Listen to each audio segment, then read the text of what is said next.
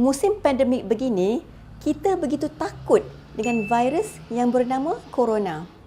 Namun kebanyakan kita tidak ataupun kurang sedar bahawa sebenarnya wang kita sentiasa terdedah kepada serangan virus yang boleh membawa kepada penyakit keuangan jika kita tidak melindunginya.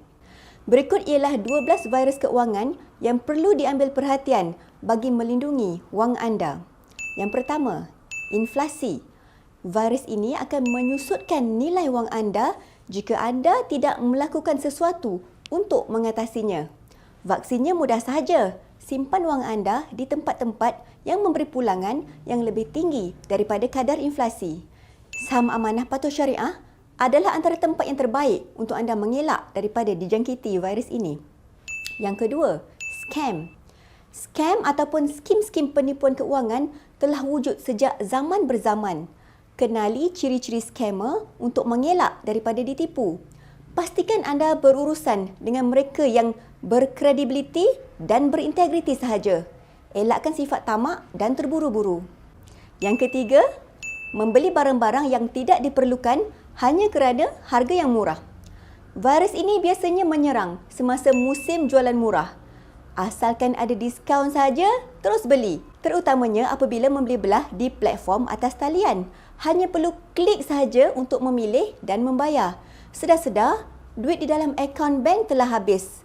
Mereka yang telah dijangkiti virus jenis ini menggunakan slogan, biar menyesal beli, jangan menyesal tak beli.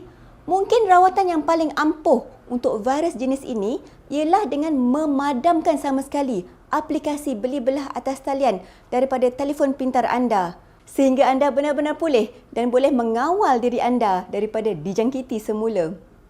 Yang keempat, keluar membeli belah keperluan rumah dan barang dapur tanpa senarai. Virus ini biasanya aktif di pasar raya. Segala yang melintas di depan mata terasa perlu dimasukkan ke dalam troli. Senarai barangan dapur atau barang keperluan rumah yang perlu dibeli adalah penting sebagai vaksin kepada virus ini. Dengan adanya senarai itu, anda hanya akan membeli barangan yang anda perlukan sahaja. Yang kelima, belanja dahulu, simpan kemudian. Kesan daripada virus ini ialah tidak mempunyai simpanan langsung. Penyakit ini akan bertambah serius apabila anda mengalami keadaan kecemasan yang memerlukan wang segera seperti hilang pekerjaan, sakit, kemalangan dan sebagainya. Sudah tentu vaksinnya ialah dengan mengenepikan 20% daripada pendapatan anda sebagai tabungan. Anda boleh membelanjakan yang selebihnya untuk keperluan bulanan anda. Yang keenam, boros. Virus jenis ini boleh diatasi dengan vaksin-vaksin yang telah disenaraikan di nombor 3, 4 dan 5 sebentar tadi. InsyaAllah berkesan. Yang ketujuh, suka berhutang. Antara virus keuangan yang paling berbahaya ialah hutang peribadi, iaitu hutang dengan individu ataupun alung. Virus ini bukan sahaja membawa mudarat kepada yang masih hidup, malah kesannya dapat dirasakan setelah mati sehingga ke akhirat jika gagal dilangsaikan. Analisa kedudukan kewangan anda sebelum berhutang untuk memastikan anda mampu membayar hutang tersebut sebelum ianya dibuat bagi menyelamatkan diri anda dan keluarga anda daripada ancaman bahaya. Sebaiknya dapatkan khidmat pinjaman daripada institusi keuangan yang sah seperti perbankan Islam kerana mereka akan benar-benar menilai kelayakan anda sebelum meluluskan pinjaman anda.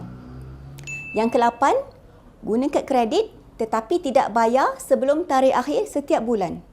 Antara pekerjaan syaitan ialah membisikkan agar anak Adam melengah-lengahkan sesuatu perbuatan yang baik. Pastikan anda benar-benar berdisiplin membayar jumlah kredit yang telah anda gunakan sebelum tarikh akhir setiap bulan. Jika tidak, gunalah kad debit sahaja. Yang ke-9, tawakal tanpa ikhtiar. Ramai yang menyangka mereka kebal daripada penyakit, kemalangan dan kematian. Sifat tawakal yang terlalu tinggi tanpa ikhtiar bukanlah daripada ajaran Islam. Rasulullah SAW pernah bersabda yang mafhumnya, tambatlah untamu kemudian bertawakal kepada Allah. Pepatah Melayu juga ada menyebut, sediakan payung sebelum hujan.